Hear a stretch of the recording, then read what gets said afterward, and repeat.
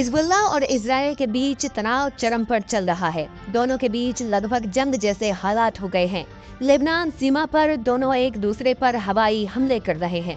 रविवार तड़के इजराइल के हिजबुल्लाह ठिकानों को निशाना बनाने के बाद अब हिजबुल्लाह ने जवाबी कार्रवाई करते हुए इजराइल पर करीब 320 रॉकेट दागे। हिजबुल्लाह के रॉकेट से हमला करते ही इजराइल में सायरनों की आवाज सुनाई देने लगी।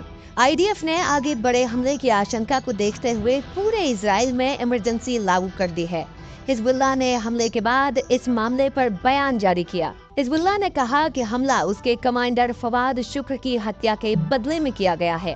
बयान में हिजबुल्लाह ने कहा कि उसने इजराइल के सैन्य ठिकानों को 300 से ज्यादा रॉकेट से निशाना बनाया है ताकि आगे के हमलों में वे एयर डिफेंस को भेद कर अपने लक्ष्यों को निशाना बना सके।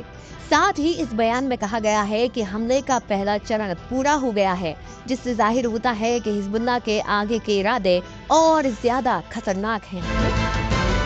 11 इजरायली ठिकानों को बनाया निशाना।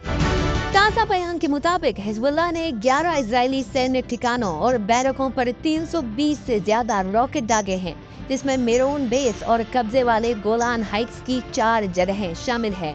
इजराइल की सेना को एक बड़े हमले की भनक पहले ही लग गई थी, जिसके लिए उसने रविवार तड़के लेबनान स्थित हिजबुल्लाह के कई ठिकानों को निशाना बनाया है। इजराइल की सुरक्षा के लिए अमेरिका तैयार।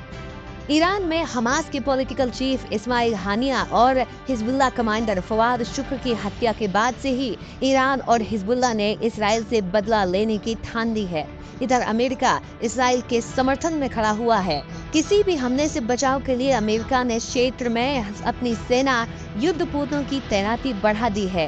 हिजबुल्लाह के ताजा हमले के बाद व्हाइट हाउस ने बयान दिया कि अमेरिकी राष्ट्रपति पूरी स्थिति पर बारीकी से नजर बनाए हुए हैं।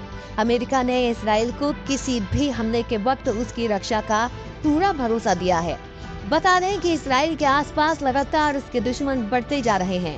इजराइल का लंबे समय से गाजा में युद्ध चल ही रहा है। इसके बाद फिर ईरान और हिजबुल्लाह से भी इजराइल की दुश्मनी बढ़ गई है। बीते दिनों ईरान ने भी इजराइल पर मिसाइलों से हमला किया था।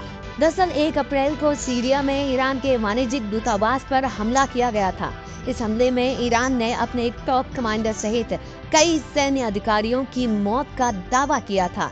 ईरान ने इस हमले के लिए सीधे तौर पर इजराइल को जिम्मेदार ठहराया था।